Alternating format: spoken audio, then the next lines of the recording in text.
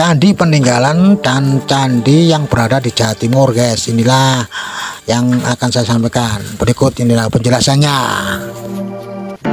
Prambanan adalah candi Hindu terbesar dan termegah yang pernah dibangun di Jawa kuno. Pembangunan candi Hindu kerajaan ini dimulai oleh Sri Maharaja Rakebikatan sebagai tandingan candi Buddha Borobudur dan juga candi Sewu yang terletak tak jauh dari Prambanan. Beberapa sejarawan lama menduga bahwa pembangunan candi yang agung Hindu ini untuk menandai kembali berkuasanya keluarga Sanjaya atas Jawa.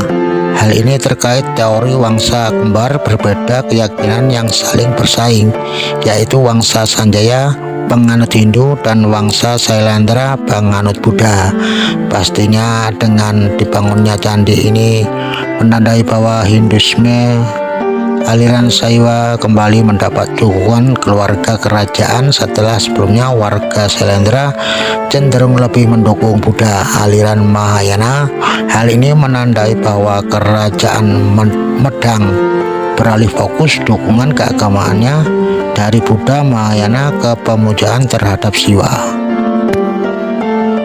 Bangunan ini pertama kali dibangun sekitar tahun 850 Masehi oleh Rakebikatan dan secara berkelanjutan disempurnakan dan diperluas oleh Raja Lokapala dan Raja Sri Maharaja Dyah Balitung Mahasambu berdasarkan prasasti Siwagra berangkat tahun 856 Masehi.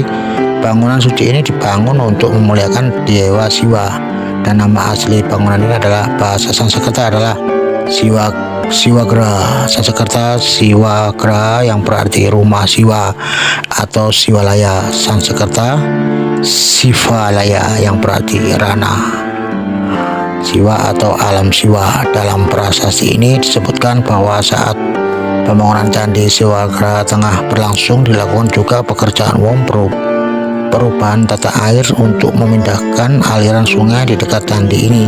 Sungai yang dimaksud adalah Sungai Opak yang mengalir dari utara ke selatan sepanjang sisi barat kompleks Candi Prambanan. Sejarawan menduga bahwa aslinya aliran sungai ini berbelok melengkung ke arah timur dan dianggap terlalu dekat dengan candi sehingga erosi sungai dapat membahayakan konstruksi candi.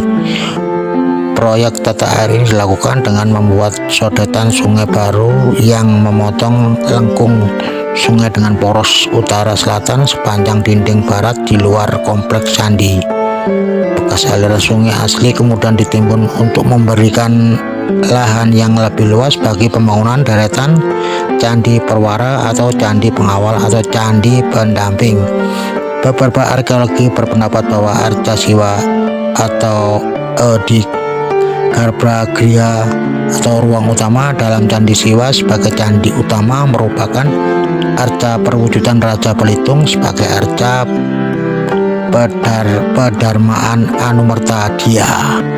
Kompleks bangunan ini secara berkala terus disempurnakan oleh raja-raja Medang Mataram berikutnya seperti Raja Sri Maharaja Dyah Daksa dan Sri Maharaja Dyah Tulodong, dan diperluas dengan pembangunan ratusan candi-candi tambahan di sekitar candi utama karena kemegahan candi ini.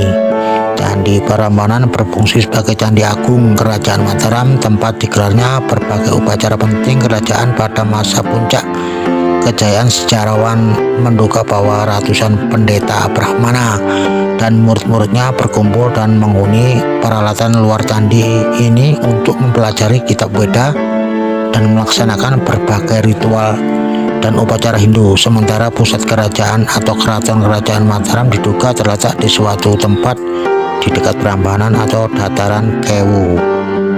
Sekitar tahun 930-an ibu kota kerajaan berpindah ke Jawa Timur oleh Sri Maharaja Empu Sendok yang mendirikan wangsa dinasti Isyana. Penyebab kepindahan pusat kekuasaan ini tidak diketahui secara pasti, akan tetapi sangat mungkin disebabkan oleh letusan hebat Gunung Merapi yang menjulang sekitar 20 km di utara candi.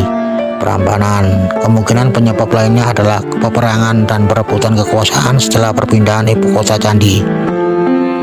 Candi Prambanan mulai terlantar dan tidak terawat sehingga pelan-pelan candi ini mulai rusak dan runtuh. Bangunan candi ini diduga benar-benar untuk akibat gempa bumi hebat pada abad ke-16. Meskipun tidak lagi menjadi pusat kerajaan dan ibadah umat Hindu, candi ini meski dikenal dan diketahui keberadaannya oleh warga Jawa yang menghuni desa sekitar candi-candi serta arca durga. Dalam bangunan utama candi ini mengilhami dongeng rakyat Jawa, yaitu legenda Roro Jonggrang. Setelah perpecahan Kesultanan Mataram pada tahun 1755, reruntuhnya candi dan Sungai Opak di dekatnya menjadi tanda pembatas antara wilayah Kesultanan Yogyakarta atau Jogja dan Kesunanan Surakarta atau Solo. Nah, begitulah guys, masyarakat sekitar candi sudah mengetahui keberadaan candi ini, akan tapi mereka tidak tahu latar belakang secara sesungguhnya. Ya begitulah guys, peristiwa candi-candi yang terbesar di Pulau Jawa ini. Semoga Anda bisa mengerti atas info saya. Oke guys, sampai di sini dulu info saya. Saya ucapkan banyak terima kasih telah menonton video saya. Jangan lupa like, subscribe, dan komen di channel saya. Nah, saya akan nanti memberikan channel-channel yang lain, video-video yang lain yang bermanfaat bagi Anda. Thank you, dan matur nuwun.